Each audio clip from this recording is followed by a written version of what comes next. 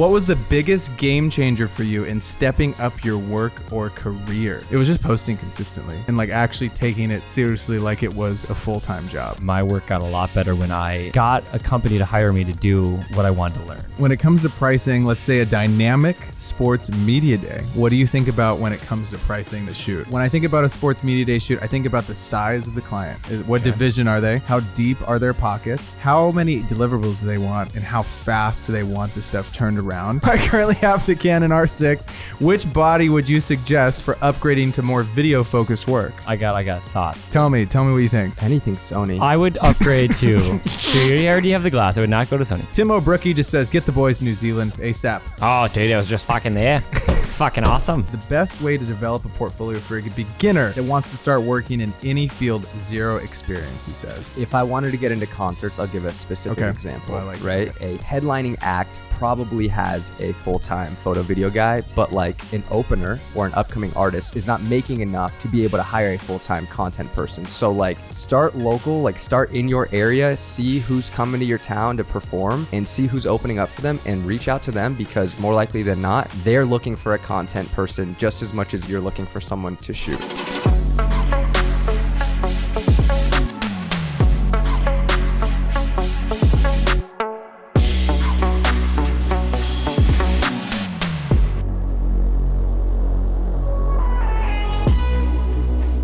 Ladies and gentlemen, welcome back to episode 115 of the 505 podcast. Let's get that one-handed crack going, dude. I've been just doing amazing these last few days. It's unreal how good I am at the one-handed crack, and I want you guys to take some notes and try to do it like that. Okay, please. mine is I'm not gonna. I put that one through the blender before you came over. Yeah, holy crap, dude. That's a come ninja. on, show me what you got.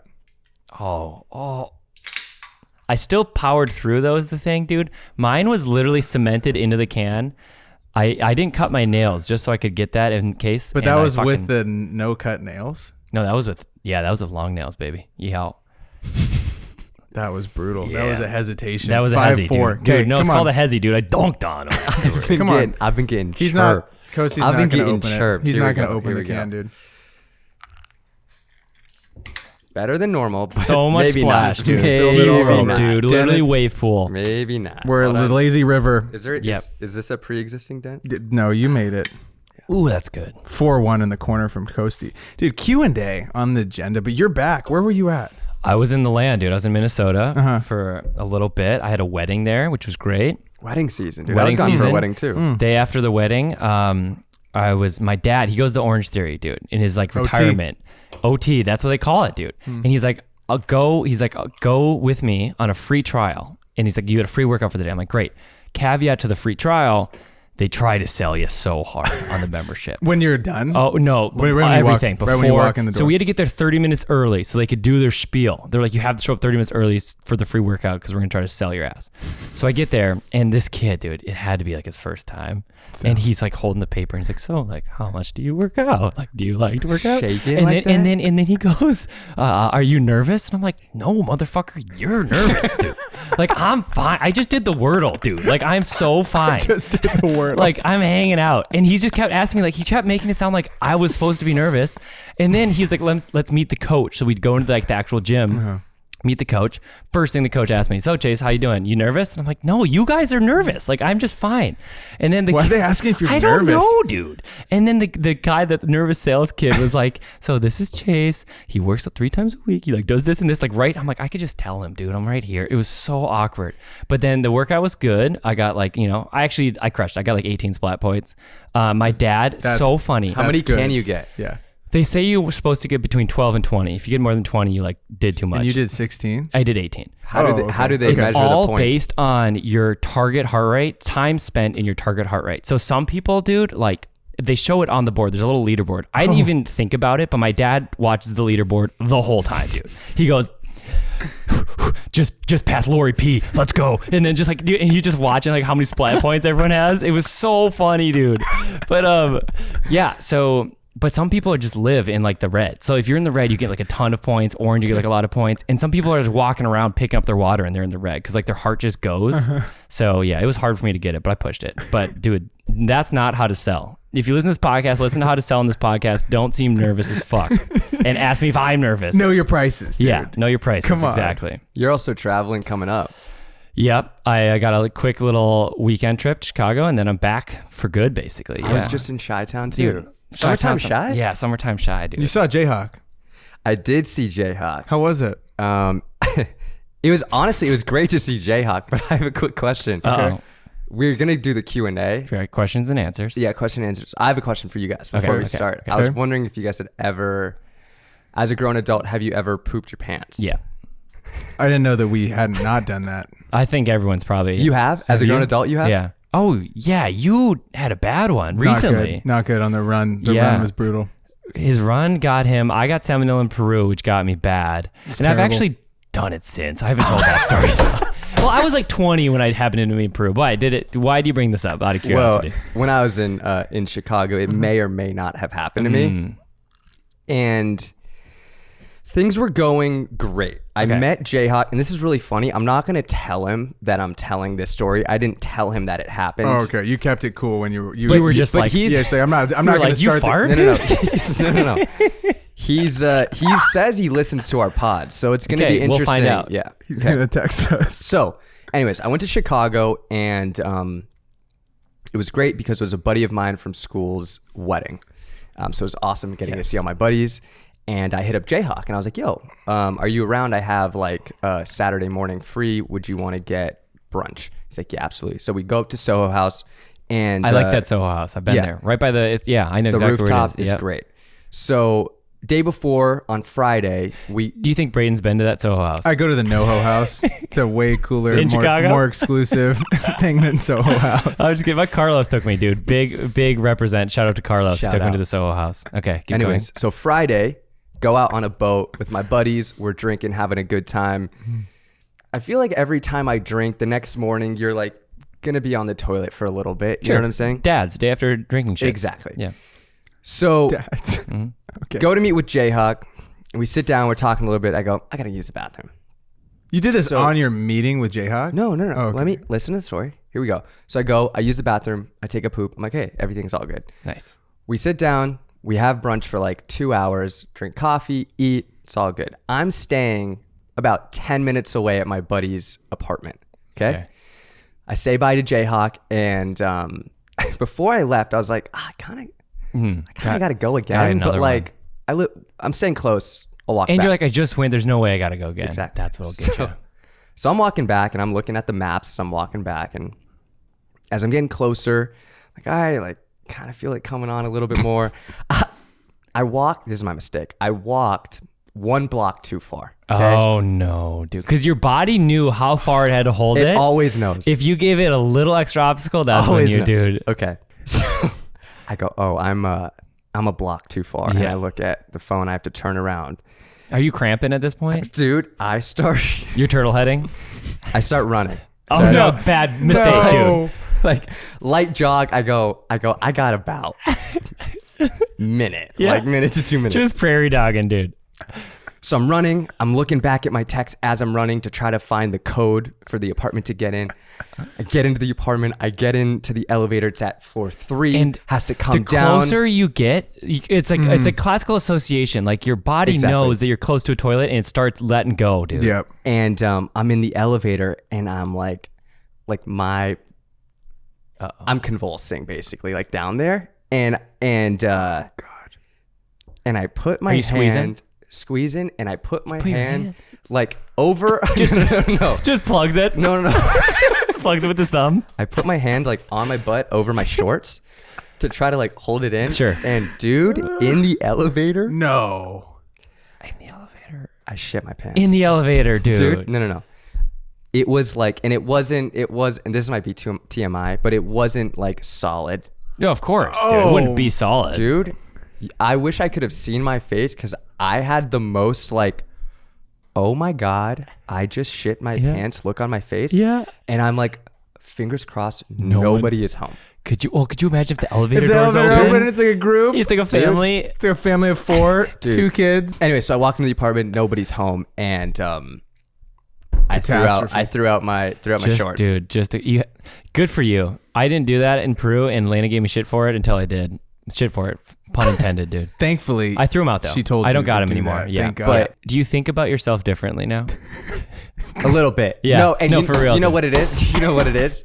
Is You just feel like a anytime disgusting. no like- anytime I'm like I gotta use the bathroom, I'm like nervous that like I'm close enough to a bathroom. You're a little triggered, yeah. A little triggered. Happens to the best of us. Happens to the I best have of us. one thing before we get into Q&A. Okay. The Lakers have a data and analytics person. Okay. Her name's Denise. She's awesome. Okay. Super smart. And she gave us this. She gave us this analytic. She gave us a presentation about Gen Z. Okay. Now you guys are like really old. So you guys are Yep. what? What's the other one? Like boomers? What's the next?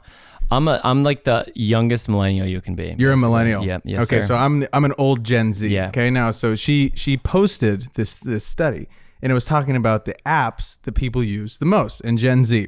And I have a bone to pick with the study that was shown, and I want you guys to tell me what you think are the top 3 social platforms in no particular order. What do you think they are? And I want you guys to comment. For Gen Z. For Gen Z, if you're under the age of 27, if you're right at 27 or under, I want you to comment on our YouTube channel what you use the most frequently and Okay. what you then think is the most frequently Okay. used app. So what do you think is the most frequently used apps? For Gen Z. For top 3. Give me the top 3 I would Gen Z. genuinely guess. Okay. Because I feel like it's probably a gotcha question, right? It's probably not gonna be what we think, but I'm gonna guess. But what do you think? Gut decision. I'm going Instagram, TikTok, Snapchat. Okay. Snap. That's an interesting one to throw into the mix. Yeah. Okay. What do you think? Top 3. Oh, I forgot about Snapchat. Yeah, right. I think the Gen Zers like that. So I'm gonna say TikTok, Snapchat, and Instagram. What about the grandmama? What do you YouTube? What are we on? You don't think you guys don't add YouTube into that mix? I'm just I don't throwing- think of it as an for app. Gen I think of it as like Z? a No, website. it's an app. Okay. No, it's but an app. Okay. I don't think Gen Z's on YouTube as much as Millennials? as much as Snapchat or TikTok. I think I'm sticking with my guns. Okay, number 1 was Facebook. No way, not It's true. exactly what I It's not said. true. No it's way. exactly what I said. So then I was super butthurt in this meeting because I'm like, there's no way that is true. It's definitely, in my opinion, it's TikTok, Yep. YouTube, Insta. Yeah, In sure. no particular Fair. order. I believe it's those I'm 3. not mad at it. Okay. Then I posted a story on the pod. Everyone, now this is tough because I'm like, who did the study? Denise didn't know, and I'm like, okay, fair. Well, we you don't should know. probably know. We don't know who did the study. Right. We don't know, but there was 110,000 people that were surveyed. Okay, in this Gen Z, and I guess after 1,500 people, it's pretty much gives you the same sort of data if you serve Sure. 200,000 people or 1,500 and above. It's similar data. On the pod Instagram story, I posted it. There was like 450, 500 people that said Instagram was their number 1. Now Yeah. we're searching on Instagram. Right. Next, YouTube and TikTok, dead tie, dead Sure. even tie. A lot of people, like 100 people. I don't think, and Facebook had 1 vote, 1 singular Yeah, vote. dude. I don't think Facebook is the top app for Gen Z. There's no way. Yeah, there's no way. I'm going to be shocked. I want you guys to let us know down Unless below. it's the only one that their parents let them use for some reason. I 'Cause think they're on there. I think it'd be YouTube because YouTube has There's like kids versions. Exactly, And shit. exactly. I even asked someone super young. This is funny. I was walking my dog around the street. There's this random kid, and he's riding his bike. He was 12. Yeah. Classic Braden just trying to talk to you. Trying to talk thanks. to Hey, kid. Hey. I was like, weird question. I was like, Were you driving your white van or you Yeah, or the You said Tesla? weird question to the kid. No. I said, Do you like candy? Random question. Random question was the verbiage that I used, and I was like, what social app do you think you use the most? And he looked at me so confused, and he goes, okay.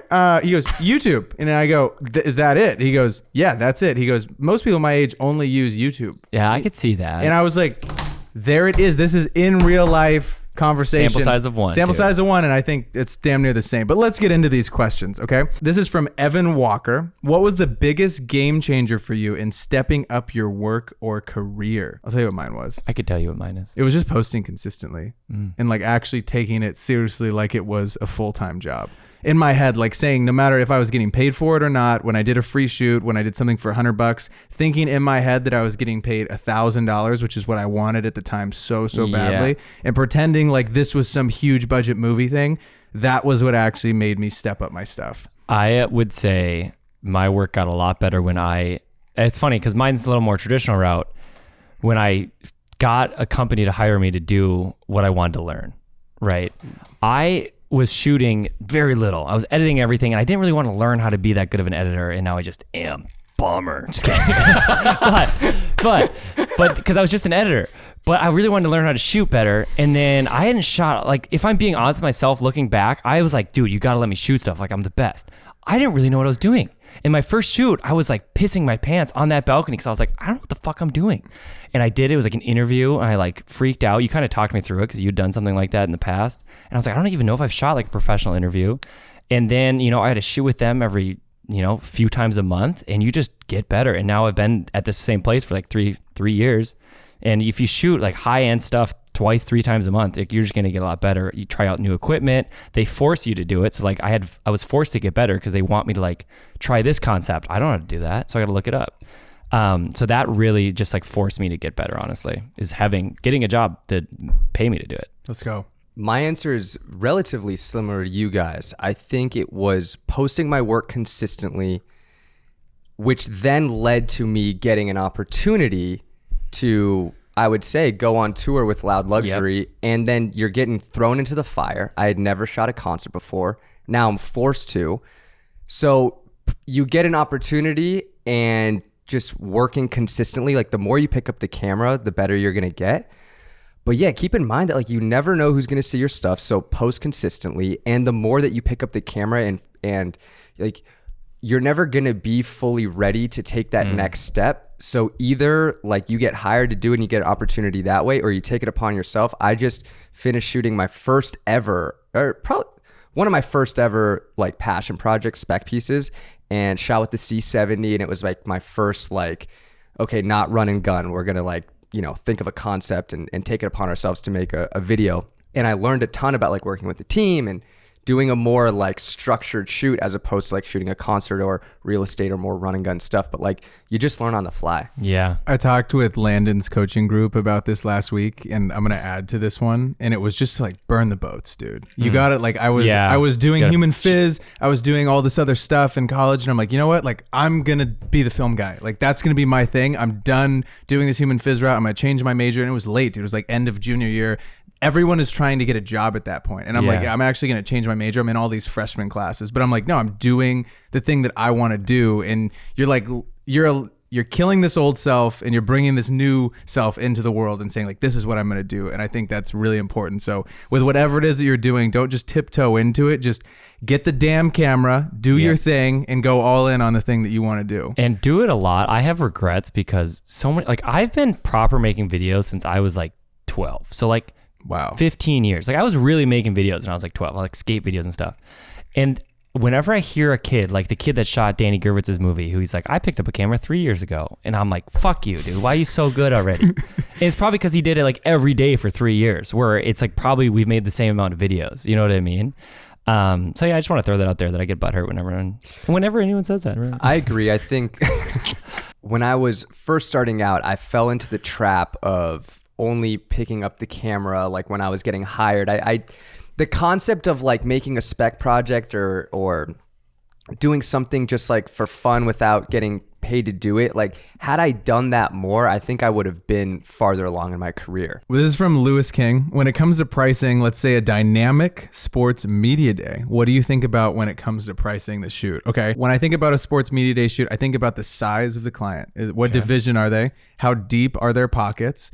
How many deliverables do they want, and how fast do they want this stuff turned around? I think you need to think about their expectations and have them send you examples, because if they send you something that's against like a cyc wall with just a couple lights, it's going to be a lot cheaper than if they're like, we want a fan blowing in their face, and we want this stuff happening in the background, and we want this infinity bar, or we want these aperture tubes in the background. It's like, okay, that's going to be more expensive. Or if they show you something that's shot on a really expensive camera, you can say, hey, like that was shot on an area, and that camera costs like $1,000 a day for us to rent. So if you want that, we can make that happen. But I think also taking into account the crew and how long this stuff's going to take you, like your load in and your conceptualization need to be priced into it. So if you're thinking about, oh, I'm just going to show up and bring my camera, you're probably doing a high school or something. Right. But if you're going really putting in some pre-production and saying, hey, these are what the shots are going to look like. We're getting a fog machine, and we have a guy on a Steadicam, or we have a Ronin operator, and we have a photographer, a BTS person. Now you're getting into tens of thousands of dollars, potentially even hundreds of thousands of dollars. If you're building a crazy set, Those are all the different things that I would think about when you're pricing a sports media day. Anything else that I'm missing? I got nothing. That's your field of expertise, my dog. Okay. All right. Terrific. This is from Kostas Soft. I currently have your Kostas Soft. I currently have Kostas hard. I currently have the Canon R6. Which body would you suggest for upgrading to more video focused work? I got thoughts. Dude. Tell me what you think. If you're at the R6. Anything Sony. I would upgrade to. So you already have the glass. I would not go to Sony. You already have the Canon glass. Okay. I have the R6. I shoot videos on it. It actually rocks. But I do own a C70, which is an amazing camera. But if you're just shooting videos, I would get the C70. It still rocks. It totally holds up. It's amazing. It's like just a mini cinema camera that looks so good. But if you still want to have, a little bit of hybrid stuff, the R5C is really dope, but the battery life sucks. So you're gonna have to buy a lot of them. I'm renting for the first time an R3 coming up just for kind of fun, just to throw it out there. Which is like the 1DX Mark II, but mirrorless, right? And smaller. Yes, basically. Like say really fast speeds. I don't think it is mirrorless. I think it's mechanical, but it's like... Oh, really? Are you sure? I don't know. Cut this. I don't remember. But I'm renting the R3. Okay. And I'm excited about that camera because I think it's a even more of a hybrid that with better battery life than like the R5C. So I would look at those three, the R3 or the R5C. Or if you're just trying to do videos, the C70. Also, if you want to do a C70 plus R6 combo, which is what I do, I fucking love it. So... rock and roll. I love it. This one is from Big Rock McGee, and it says, what is the best voiceover platform that you should use? How did he get that handle? I don't know. Yeah, it's crazy. The best voiceover platform that you should use right now is Artlist.io. Dude, they came out with holy crap. No, craziest thing you've ever seen, okay? There's so many different types of voices that you can pick. They got one that's like this. It's like rural. They got another one that's more intense for like a documentary. Yeah. They got one that could pitch you for an ad. It's unreal. And all you do, it takes seconds. You'd think it'd take a long time, right?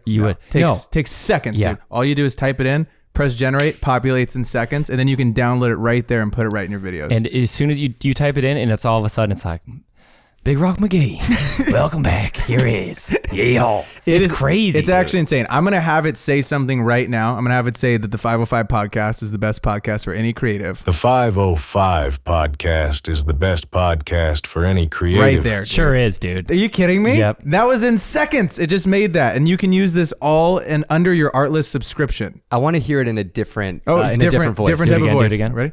The 505 podcast is the best podcast for any creative. Nailed it. Unbelievable. Options? Come on, dude. dude. Options. We love Sure, options. come on. Should we hear one more? Yeah, let's do a female this time. Okay. The 505 podcast is the best podcast for any creative. Can't beat it. She's talented, dude. Cannot beat it. Okay, down below, we have a little code situation. Okay, you get 2 months for free with a 1-year subscription to Artlist and that AI voice situation. The AI voiceover is included. No way. In that subscription. Sick, dude. Come on, dude. It's so good. Lock yourself in. I might start, so VOs plus Chase-Roni videos does not work, dude. It's so cringe. I can't do it. I can't do a voiceover because you know why? It's awkward. It's embarrassing.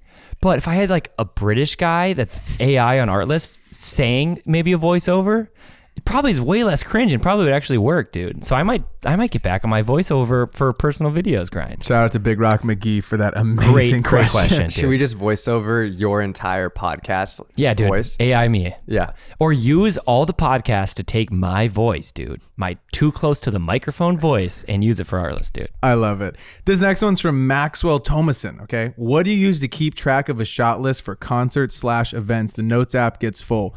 What's this kid writing, dude? He's just writing the longest note ever. Does the note app end? Dude, what do you mean get full? What does that mean? I think he's just saying it's hard. You got to scroll. I bet that's what it is. You got to scroll far, like see where you're at. I think I feel like it's a pain in the ass to pull out a piece of paper. I would say is what I do. Huh. I use for like, obviously Kostas, you can take on events because like Big Shoot, you have it like printed off. For a run and gun, I have it on my phone notes app with the little check mark thing. Checkmark thing's huge. And I just check off shit all day and I love it. I use Google Doc. Oh. I like Google Doc a lot. I just find that like if I'm typing stuff out and creating like a shot list of sorts, I like typing it out on my computer as opposed to my phone. I'm just faster typer on the computer. I use Notes. I like Notes, but I would say I use Google Docs. For like all the Lakers games, the big games, we use the notes and we share it. Yeah, and so, shared note. So then it says like Fig Rohan, You and can then see who got it. and you can see who's clicking things and what Yeah. they've done, or like what I like honestly about the shared note app, as opposed I don't know if Google Drive does this. I just like being able to check it, and so you can see if someone's missed something, and you could text them and say, hey, do you need me to get this for you? Right. And it's nice for communication because you can just see it all in the Notes app. I would check out the Notes app or check out Google Docs. Sounds like that's going to be a best bet for you. Tim O'Brookie just says, get the boys New Zealand ASAP. Oh, dude, I was just fucking there. It's fucking awesome. We needed to make a group trip. Scott_media. I'm a digital cinematography major in college, graduating soon. Tips on job searching. Websites. Just look on websites. I Google Maps, dude. I do Google Maps for everything because I'm a psychopath. Wait, what for getting a job? Yeah, I Google Maps. Because I wanted to move to LA, so I went on Google Maps and and you started looking for different I just companies? kind of like zoomed in on where I wanted to live because I kind of knew. And then I was to be like ad agency, and then all of a sudden they would pop up, and all of a sudden you have like a list of like 15 ad agencies in the area that you want to live. Never even thought about Google Maps. I use That's Google Maps actually for restaurants, beaches, everything, dude. And so then I just started messaging or like emailing basically on like their like contact page on their websites, and I got an interview. I'll give a few answers, a few part answers for this. So I think there's one thing of like how to find the jobs that are, available. So I think you can either go on like LinkedIn or Indeed and see what's out there, who's even hiring. Or I would say that's more for the like full-time traditional job within like media. Something that I did when I was trying to like build out clientele as a freelancer though is, let's say you want to make content for gyms, right? Like that's your niche. Go in whatever area you're going to be living in and search up gyms. Use like, Google Maps and find all the gyms in your area. Go on Instagram and social media and see who's doing content well and who's doing content bad, and target the people that are doing content bad because you can actually help them. Like if their content's good, they probably already have somebody they're not looking to hire.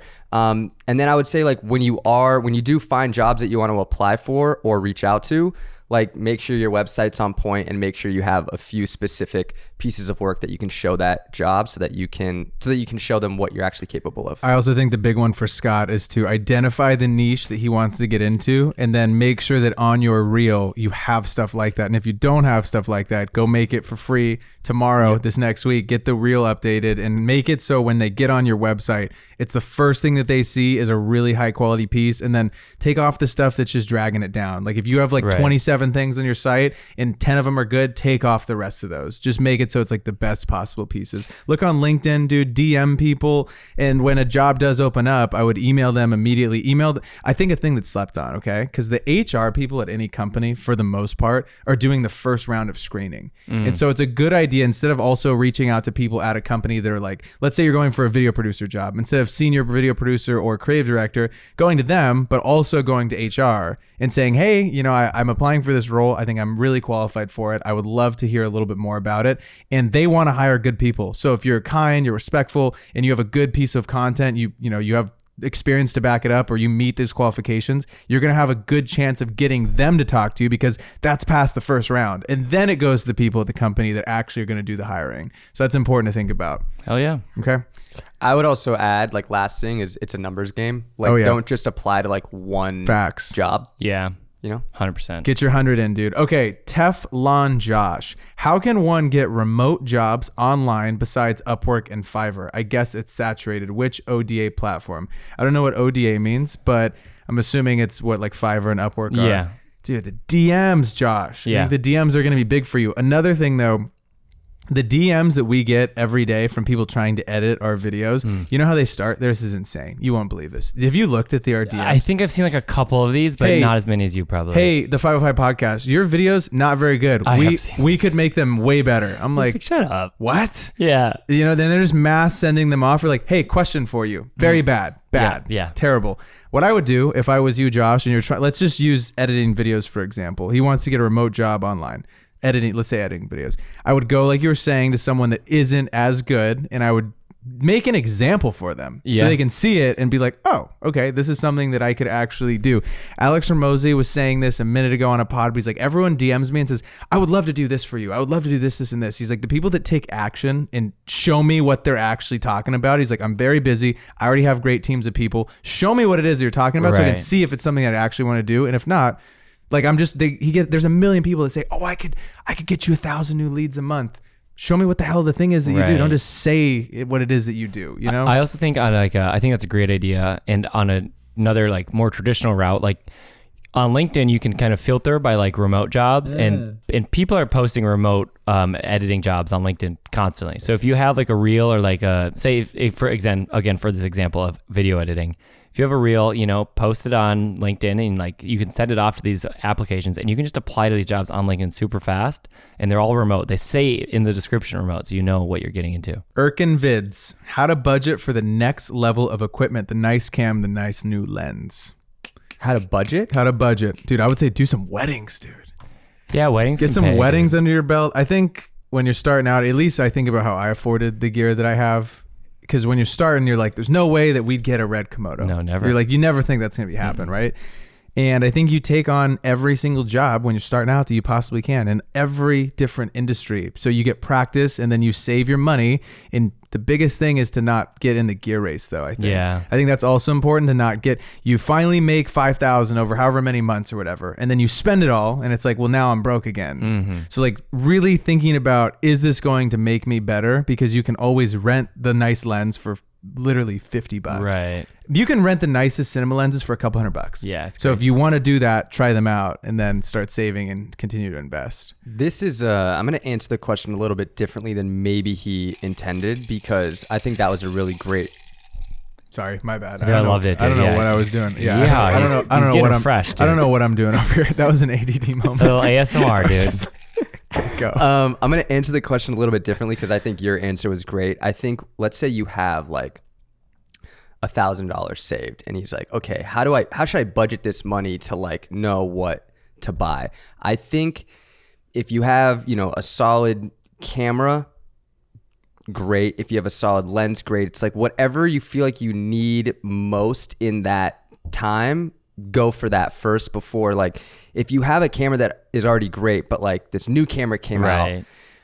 but you only have like the kit lens, like get another lens before you upgrade your camera. Or like if you don't have a lighting setup, like get the light or a great mic before you know, get another camera or lens. I also think too that the bodies are going to go in and out of style. Dude, I watched my first reel today that I ever made. It was on the A6500. Good If camera. If I told someone that it was on something that was like $8,000, Yeah. you'd believe it. Yeah. It'd be like, what? But I think that people should invest in glass first. Yeah. Like identify whether you want to go with Sony, Canon, whatever it's going to be, and then start investing in nicer glass, because that's going to last you till you get the really nice camera. And it makes your stuff look so much better when you do have that nice glass. And you learn when you have, because you learn different styles. Like, oh, I have a super wide lens. Like, oh, I can get these like weird shots that like, oh, maybe I kind of like that and fit that into my style. You know what I mean? Like lenses can kind of shape who you are as a filmmaker, whereas bodies are kind of just like a tool. Facts.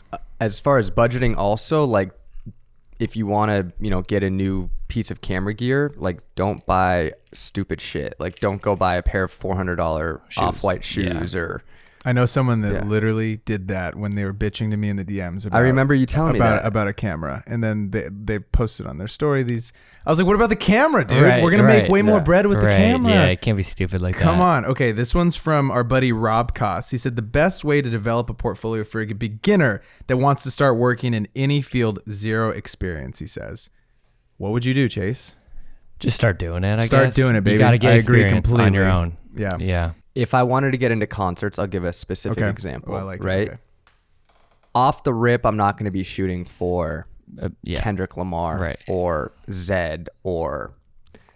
We got enough. Two examples. Okay, Are enough. great. Keep right? listening. Yeah. Yeah. Not going to be shooting for Beyonce You're off right, the sure, bat, sure. okay?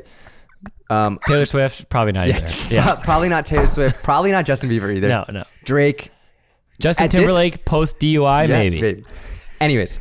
Buy him cheap, you know? So my advice to you, if you want to get into concerts, would be start local and start small. So for example, a headlining act probably has a full-time photo video guy, but like an opener or an upcoming artist is not making enough to be able to hire a full-time content person. So like start local, like start in your area, see who's coming to your town to perform and see who's opening up for them and reach out to them, because more likely than not, they're looking for a content person just as much as you're looking for someone to shoot. So start local, start small. And Rob, I would say to just use what you have at your disposal. Let's say you're like, yo, I don't have a camera. Fine. Use your phone. There was a guy that I saw on Instagram that Ed Lee actually shared this last week. This guy hurt his back and he hasn't been able to use his big rig. And so he's been going to local, what? His big Dude, rig. once I hurt my back, I couldn't use my big rig for months, dude. Lena was so disappointed. Dude, this guy hurt his back and couldn't use his heavy camera for a minute. And so he started offering the local restaurants phone videos, but he's shooting them in log. And you wouldn't it's crazy, dude. This guy made this video. It's got great audio. He was using the mic from the phone, a little mic. Sounds amazing, looks beautiful. It's shot very cinematic, and you can get such crazy shots with the phone. It's so small. Because it's so small and it's stable, and he's like, looks like he has a Ronin, looks like he has a Steadicam all together. So I would say, Rob, use your phone right now. Use whatever you have at your disposal. Save your bread. Shoot stuff for free. Shoot stuff for your friends. Make videos. Keep it going, baby. Yeah. Live life. Live life. Live, laugh, love. Love. BSCH Road. How can you begin editing sports videos without shooting or without friends to shoot?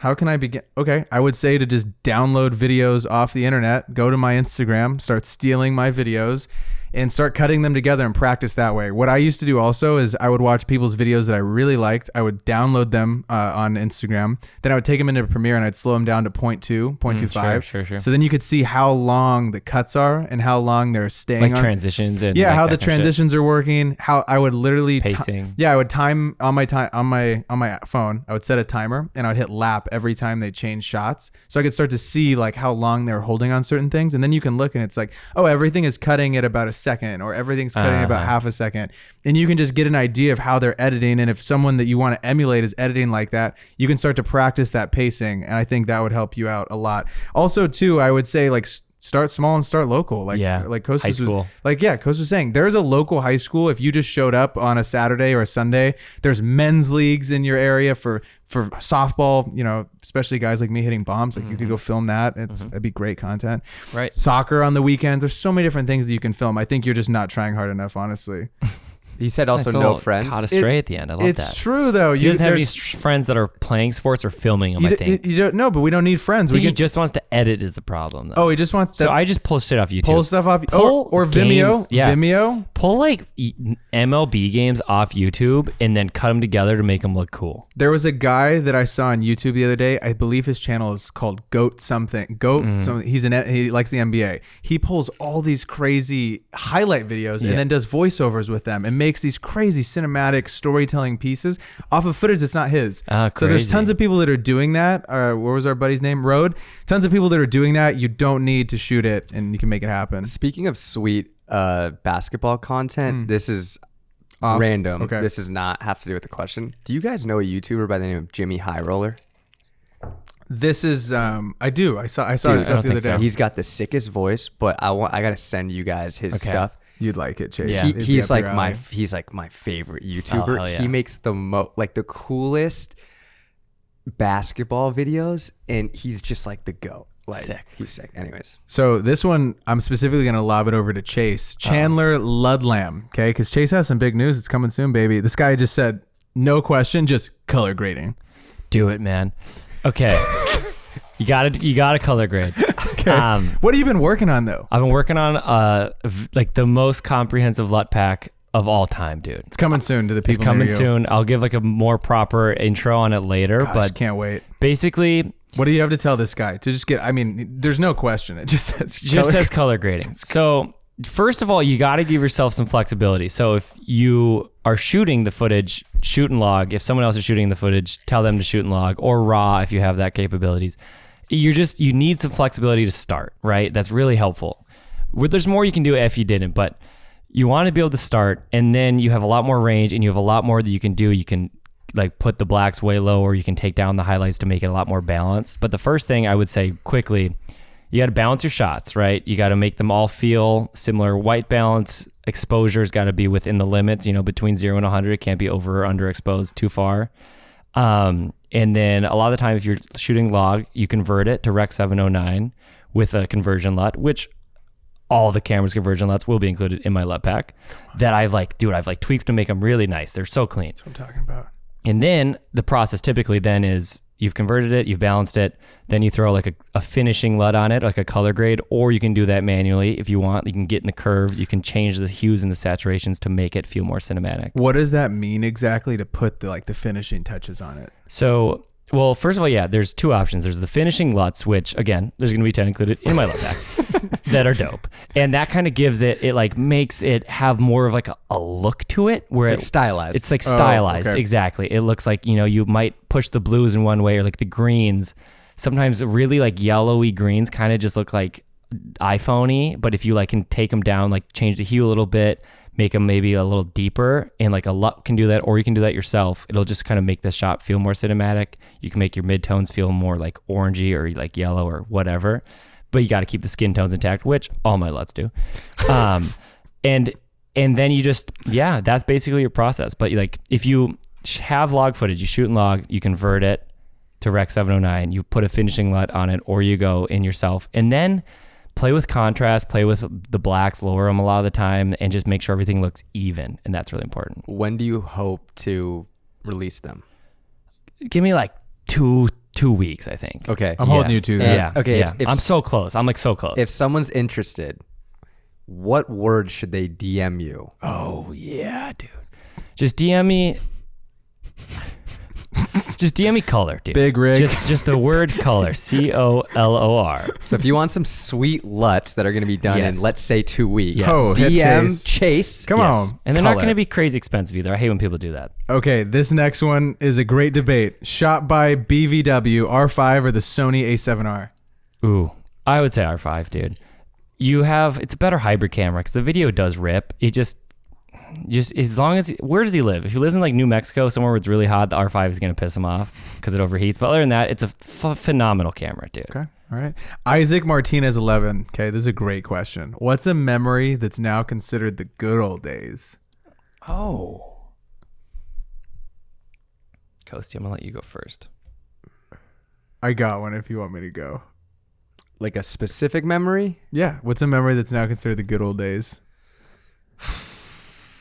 You go, let me think. When Chase and I first met and we went to the Palisades and we were on the hill and I crashed the drone into this big tree. God, that was a good day. And Chase literally trekked with me down, scaled this mountain. We traversed this mountain, got the drone. Chase found the damn thing. And then we hiked back out of In the the Palisades, dark, dude. ripped our clothes. My Lululemons were just destroyed. And it was like, we got back to the car. We looked like we had been to war. Like our faces had cuts over them. We were like stoked though, too. that was one of the most like, that was just a that was fun good day. old That was days. just a fun day. Yeah, it's funny thinking about like That was just that a was funny like memory. kind of long ago. It's fucking crazy. 3.5 years Yeah, ago. that's so weird, dude. It's like when I first met you two and you just Yeah. were like, I was like, "All we're right, doing it, We're dude." going to get this damn drone. I will back." say, I still remember like it's yesterday, like me walking into this apartment with my mom touring it, and we toured like 2 other units. And this was the last one. And I walked in, I was like, oh yeah, this is it. And then I remember like sending you guys a video, and we were also looking at like another apartment, but they wanted like literally like $15,000. The craziest security deposit, right? Yeah, fuck that. That place fucking ripped though. It's right down the street. and it was funny because it was on Barrington Street, and I was like, dude, we're gonna be the Barrington boys. Like it's gonna be fucking I sweet. remember that. Yeah. I also think mine would be when we moved in and we just like we're living together in LA, dude. We're gonna throw the sickest parties. And we just threw like back-to-back parties right when we moved in that were banger parties, and then we got like 50 noise complaints from the building. Like, you can't do that. You can't even have people over right now. They're like, gonna evict us. they were They gonna threatened evict us, to evict us instantly. They put a note on our door. That changed the course of history, dude. We were That's throwing funny, that party right away. We're like, let's go. I dude. just remember. I remember we're playing beer pong on the island, and there's. I don't remember what song it was that was playing, but I see like Chase and Josh just run by me and just smack the Yeah, wall yeah, at the Young beat, Kesha, baby. at the beat of this song, and Yeah. I'm like, oh, we're gonna get kicked out. Like, we're getting a noise complaint. There's supposed to be like 3 people in here. There's like 50 people in this apartment. Yeah. So funny, That dude. was funny. Okay. Difference between a videographer and a filmmaker. This is from Dre Directs. I'm gonna let you do this one. I think a videographer, for the most part, is showing up with the camera, not putting a lot of lights down. It's more run and gun situation. They're like capturing what's in front of them. Capturing what's in front of them. It's more, I would say, content capture. Yeah. Whereas like a filmmaker is like I would consider a filmmaker someone who makes ads too, because there's stories in these films. Sure. I don't think you have to be making a movie, a feature-length movie, to be considered a filmmaker, in my opinion. I think you could be called a filmmaker making ads. Like It's a big debate. There's honestly we need like a cry, better word. People cry about it, dude. People cry about this debate all the time. I just feel like we need a word that's like somewhere in between Spielberg and I don't know what it is. I don't feel. Some people feel disrespected if they get called a videographer. I don't really think it. I think it's, dude, whatever. I think sometimes, you make videos, right. dude. We make videos. It's all the. Sometimes I am a videographer, straight up. Sometimes I just need to like film an event and I get paid for it. I'm a videographer and I'm making money, dude. I'm rock and rolling. Sometimes I'm a filmmaker. I got a shot list. I'm telling the actors what to do. I feel like bit of both. I feel like that's kind of maybe the difference. What do you guys think? You're curating what's going on in front of the camera. More curation rather than you're just filming what's going on. Completely. I just think there's a lot of quote unquote videographers that say they're filmmakers, but it's like you're not telling a story in the film. Like there's no like dialogue really. Like you're just making kind of like a vibey video for like Instagram reels or YouTube. And I think to be considered a filmmaker, you need to make a video that has an actual story, like a storyline. Yeah, I agree. Not just like a sick edit. There's almost like that's not really a film. Like we need like a word that's in between. Yeah, like a videographer and like fucking Steven Spielberg. Maybe let's just call him. You're just a rock. I like that. Yeah, Big rock, little rock. Like Boulder. Like if you're making an ad, I still don't know if I would consider that like a filmmaker. Like if you're making what if it's like dialogue in there and you're like having actors and it's very curated with lights. I kind of think you have to make a film to be a filmmaker, but so I go back and forth on this. You think it's like short film situation? I think if you make a short... like short films, but is it... I don't even know if that... I don't know, but I might be rigid. Danny Gervitz, filmmaker, dude. That movie is fucking great. So it's full feature-length movie. Is that what we're gonna... I kind of think you have to make a feature-length movie. So we calling it feature-length? I kind of feel like that sometimes, but it doesn't feel right to say, like, if you direct a commercial... You're not a videographer. I agree, but see, then you're calling them like DPs. No, but they're like directing it. They're like making it all happen. I think you're just like you're a video director. You're a director, commercial director. I think filmmaker, like you got to make a film. Okay, yeah. So I'm down for I would this. say like you're like a commercial director. I like that. Here's the thing. I think that's what I'm wondering. Which is a dope title. That's what I tell people. Thanks. Commercial director. That's what I say. I say I'm going to tap that on my chest. I just think the word filmmaker is thrown around too loosely. A lot of words are. I like the way, but there's other words that aren't. There's other words that are more than videographer, less than filmmaker. Yeah. I like the way we're categorizing that. I think okay, so filmmaker, you're making feature length stuff. Videographer, we're doing content capture. If you're doing commercials, you're a commercial director, a commercial DP. I think you could make a short. Like I think you could make a 10 to you 15 might minute be a short filmmaker, film. yeah. Like you're a filmmaker. Maybe you're not. Maybe an you're aspiring filmmaker, dude. I hate that word, aspiring. Really? I just because you kind of got to convince yourself the R one. Yeah, you got to do it. God, you this is a tricky question. Good question, Dre Directs. CMS, the process on creating a shot list. How you guys used to do it compared to now? You know, I don't know if I was never taught. I just have a thought. I just think about fucking, okay, here's what's going to happen. I literally close my eyes, go in the shower basically, and I just like think through what would make sense in my head. I don't know if that's the right way to do it. I feel like I have a lot less experience than you guys making shot lists because most of what I do is so like run and gun as for the most part. But I would say like think about the story that's going to be told, think about what shots you do want to get, and then if you're trying to figure out like what like lens and angle you want to get, you can draw inspiration from what is it like Shot Deck? Yeah. Or like Shot Deck's like really good. It's a great idea. So grab inspo from there. I literally draw squares on my iPad, and then Sharif finds the images that match the squares. But I'm actually right this second, developing an archive of different types of shots that you can pull from: wide, medium, tight, like flower situations, scenic situations, people, dialogue. And I think that that's going to be really helpful. I used to not do that. I would just, again, like draw it or find random pictures that didn't really look exactly how I wanted. And I think the more specific you get, especially with like the color, if you want it moody or you want it really bright, I think that'll help you a lot just make better stuff, because then you have something to kind of base it on. And even like for huge commercial directors or whatever, like a lot of their job is working either with some person who's amazing at graphic design, like a storyboard artist, to create these beautiful decks, because that's how they win the work. So I think I would definitely invest in one of them, whether it's whatever the program is that you decide that pulls images for you, I think it's worth it for you. I just think having a visual reference is so much more powerful than you might anticipate. Like having something that you're like, okay, this is the shot I want. I can tell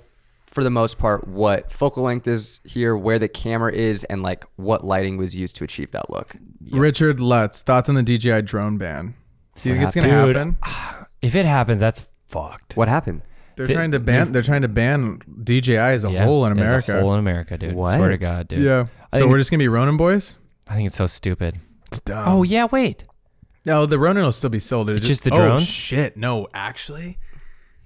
I don't know. I think it's a drone thing. I think DJI would get smart and send a team over here to the US to figure something out. They got to figure it out. There's billions of dollars, and they're the best at what they do. Is it because they're based in China? I believe. Or is it like a drone issue? I believe it's because I need to research it more. I could be totally wrong. Yeah. I think that is what it is, though. But isn't Brain Zhiyun started a war Isn't just now. Zhiyun? Is that Yeah. Chinese? Yeah, but I just don't think that their market share is even Yeah. like a fraction of what DJI It's- do. And I think it has to do with the things in the air. It's not that a product is from China. It's that there's things that are flying in the air that are from China. That are from China that they're freaking out about. Because they have a security thing. But dude, who cares? Do Little they baby, really care? Little baby drones flying around. Come on. And like the Chinese government's going to see what sick coastline, dude? Like ripping trees? Like, that's going to help them in a war, bro. Crashing trees. Yes. Dude, it's so funny though if you guys watch the like government hearings, like the TikTok. Oh yeah, it's unreal. These government officials have no fucking idea. idea. They're like, does TikTok connect to Wi-Fi? Right. Like, yeah, no shit, Sherlock. Right. This one's from Sean Factionane. How would you start out channel and social media? I would just start posting your work, Sean. Do you have anything else to add to that? Kosty's got all the followers. I would say find people whose work you like good one. and draw some inspiration from them. Sure. And also like if you want to take it seriously, plan out ideas and like find days to film and edit and treat yourself as your own, as like a new client, I would say. I like it. And I think, dude, make 100 videos. Make as many videos as you can. Yeah, make 100. And then we'll be able to get a decent sample size. And after 100, you'll be in a way better spot than we are at ground zero. Right. It's AJ. Is renting better than buying equipment? I think it just depends on what the thing is, man. Glass is wicked expensive for the expensive. Do you want to get fancy, a cinema glass? Yeah, or even really expensive cameras. You just rent it to yourself for the time being. You need to own a camera. Agreed. So you can play, you can learn, you can take it everywhere you go, no matter what. Like just a solid workhorse camera, you need to own one of those just because then you won't have barriers to actually making stuff, right? Because or else you're not going to make stuff as much. But with like a cinema camera, just rent it, bro. And it also depends on how often you need said gear. You know what I'm saying? Like if you have a client that you're shooting, you know, every single week, like you should own the gear necessary for that shoot. AJ, I will give you an example. I have bought the 300, or I've bought a 120D. We all split this 300D, and I bought this 600D. And the reason why I bought the 600D is because I want to have a lighting kit for a gaffer, because I don't want them to I don't want to rent their kit. Yeah, and when you hire a gaffer, usually you have to rent their kit. And so it's going to be nice as a production company to say, hey, I have a 1-ton truck basically with a 1200D, a 600D, and all these other different lights. And are you gonna get a blue stripe truck? yeah, I'm gonna do that. That's my plan. Dude, gaffer trucks. I rented one for a lit. shoot I had. I got to drive it all around. I had all the shit. It's so fun. Yeah, I'm gonna try to add a 1200D into the arsenal, and I also want to add one of those the Aperture F22C, the little flat those one. are cool. I think that'd be cool, and I think it's important. Just try to visualize your route and see where you're going, because if you're like, hey, I just want to be a DP. Like they just show up they rent the damn camera a lot of the time. A lot of them don't even own their camera kits. Some do, obviously. Some own their lens kits only, and then they show up with just their lenses. They'll own and then, like random shit. Exactly. So and some directors, they just own the monitor. Like they just have their monitor, or they have like they don't their have to own anything. Yeah, they don't, but they just rent it. So I think just depends on what you're doing. I think you need to buy the damn camera though. If you are going to get a van, you could talk to our buddy Jordan, because he has a van. The one that, I'm blanking on his last name. Kahana? Tortatello. Oh, Jordan Tortatello. Tortella. Yes. I think, yeah. I need to talk to Tortellini. his van is so sick. I've seen Yeah, stories he's got of a sick van. It's very cool.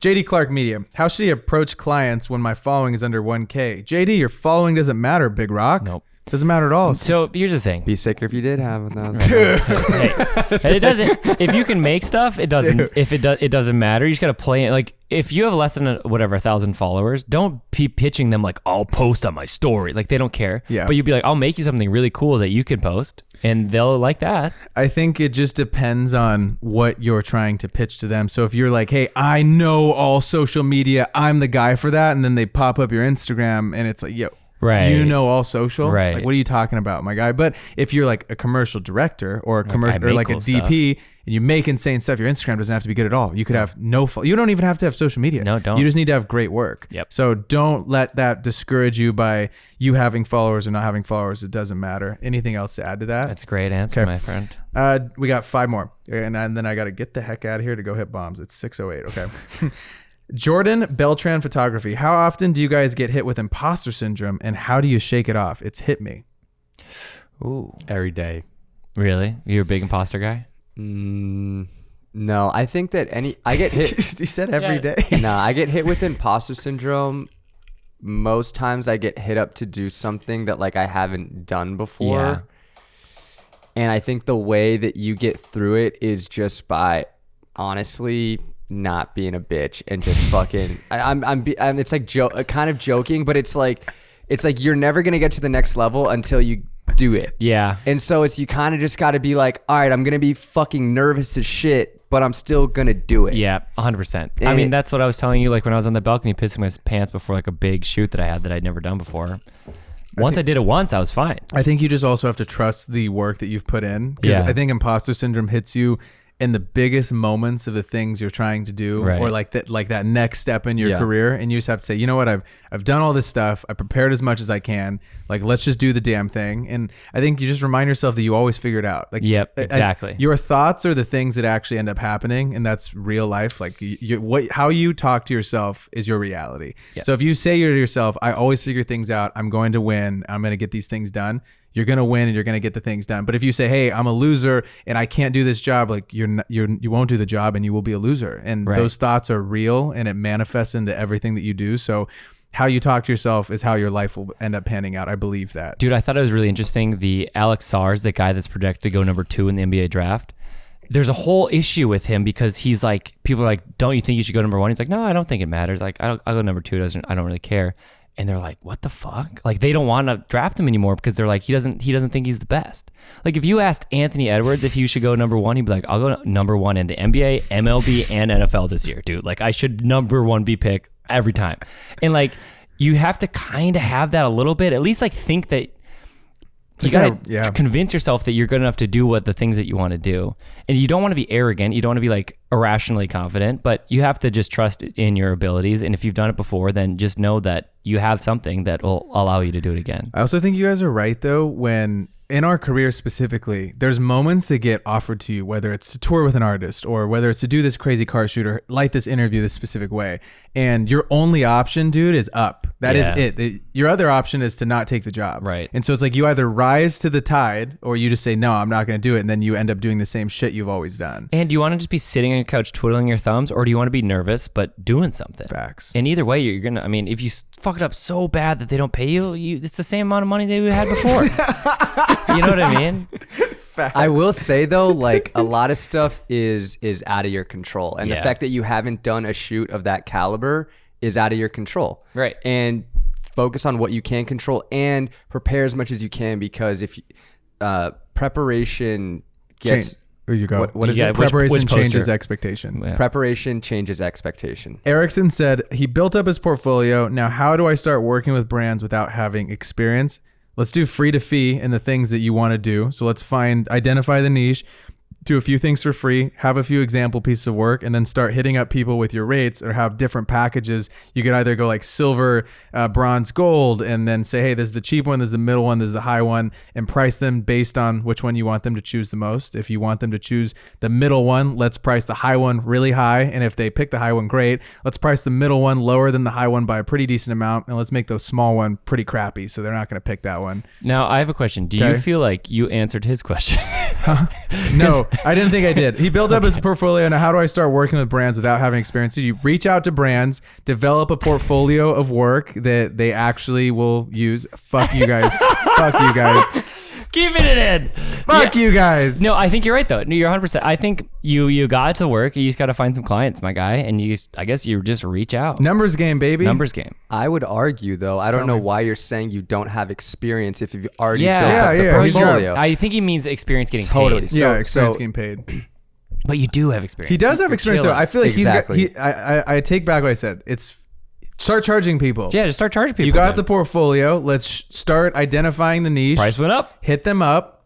Create these packages. Sell your stuff. Yeah. So actually, kind of what he said in the beginning. Kind of what I said. And you're shitting on me for it. I will also say, like, Brought it all back around. if you're nervous because you don't have the experience yet, like, ask somebody, you know, in your network, or DM somebody. You can DM us if you have any questions of like, yo, I want to do this shoot, but I don't know how to do it. Like, do you have any advice? So ask somebody who you know that's done that. Yep. And then it's just like all about positioning yourself, and reach out to a bunch of brands within that niche that you want to work with, and reach out smart. Like, you know, if you have the portfolio of sports, don't be reaching out to musicians. Like, reach out to sports brands. Juliano520 tips for growing a podcast. Kosti, what do you think? Oh, dude, Give me 3. I just want 3. Yeah, we don't have that much time. Okay, I gotta hit bombs. And talk at 1.25 speed. yeah. Okay, tips for growing a podcast. You need to film the podcast so that you can repurpose the long form content on social media. You need to research and come prepared for guest or topic episodes. You don't want to waste somebody's time. And third is make the first minute of the podcast explain to the viewer or the listener what they're going to be getting out of that episode, because you want to capture their attention in the first minute, so that they can stay. Angelo Miranda, what are your guys' favorite YouTube editor? And do you guys like simple editing? I really do like simple editing. You know who I think does a great job at editing? Who? Dan Mace. God, he's good. He's a talented editor, dude. I And would- he's really creative. Opposite of simple editing. He is Yeah, he feels so handmade. so intricate, but so talented. And I love that. I love that it feels like he's like making it with his fucking bare hands, but it's not. It's on the computer. It's so cool. Casey, I love Casey's editing. I love Gox. Gox is insane. Have you come across Gox? I know. You haven't? No, I don't know Gox. Tonight when you go home, I'll go send you watch it, yeah. Gox. Send me some good ones. Just watch his latest one. Okay. Who is? I don't even know what this is. He's French and he's an artist. Okay. And he is one of the most talented artists. And then the dude is an insane filmmaker, insane storyteller. The French are pretty good, You dude. should. This last one is an ad for his merch. This is becoming a Gox ad. It's an ad for his merch, and it is an insane video. And then at the end, he's like, "Buy my merch." Like, it's unreal. It's a great video. So he should come on the podcast. We need to get him on the pod. We Yeah. need to travel to France. He's I'm unreal. going to Not- France, not dude. down. I'll take him. Will George, shout out Willie G. Oh, the What's a best. piece of advice do you give to your 18-year-old self? Ooh, clever Will George. God, he's a smart lad. Yeah. Okay. I never thought about that. Okay, I was actually thinking about this the other day. Advice to my 18-year-old self, I would say get involved in the community more. I feel like I when I was at school, I didn't, join many clubs. I was in the fraternity, but like getting involved, like you want to network, right? I feel like a lot of opportunities come from who you know. And like we often think of networking as networking with people within like our said industry. But man, if you're on the weekend and you join like a run club or beach tennis here or beach volleyball or some sort of thing that's going on in your community, you never know who you're going to meet and you never know where an opportunity is going to arise from. So that would be my piece of advice to my 18-year-old self is like, I think just get out there and get involved more in the community. I have 3 quick ones. Here you go. One is video related. First one, you have ADHD. Get diagnosed, take medication. It'll really help. Okay? You won't discover this for like 10 years, but you do got it, okay? You're going to be able to focus better. It's going to be way better. Number 2, you're 18. You're going to college. You're just going to get in the dorms. Don't get in a relationship, dude, if you're going to college. Freshman year, no relationships. Not allowed. No, dude. And this is for all 18-year-olds, okay? Number 3, you got to keep making videos, man. Because I feel like in college I lulled the most probably because there's so much going on. There's so much going on. Like you got friends, you got clubs, you got school, you got girls, you got everything. You got girls. Yeah. You got to make a video at least once a month and like take more photos. Like just really try to stay consistent because then you're going to be way better when you're older. I'm going to just say bet on yourself. One of the last ones, Writer's Vault. What are the Gotta get to softball, Dude, you know. come on. Writer's Vault. What are the deliverables for a Lakers game? He's filming university hockey this season. The deliverables for a Lakers game vary depending on how the game goes, but let's say we had a huge playoff game. We'd probably be shooting for what's called like a mini movie that lives on YouTube, and then during the game, we're flipping clips in real time based on the plays that happen. So I could send off 10 plays, I could send off 3 plays, I could send off 15 plays. It just depends on how the game's going and how intense the plays are and what the vibe is in the arena. And last but not least, from Kevin A. Lopez, when's the next portfolio review? Maybe in like a month and a half? I think we should do them like once every. You think once a month? Once Oh. every like 3 months? 2 months. 2 months. Every, like- so we do 6 a year. Like every 8th episode, it'd be cool to do a rock. I'm down. Portfolio review. I'm down for Portfolio it. review, not like a review your work. No, but review like, your work. Yes. Yeah, that's what yeah, he's yeah. talking What about. you guys just did. Yeah, Yeah. that's what I thought. We're- Every 2 months, we're going to do a reviewing work pod. I love that. It's so fun. It's like the most fun thing to do. God, I love it, dude. What Give do me you more get for shirtless. Is that more shirtless Akon? pics? Dude, what was that? Couldn't dude? believe it was Akon. I couldn't believe. You remember how much better it got once we muted he it? unfollowed the pod account. He did? No, I'm just kidding. Oh my god!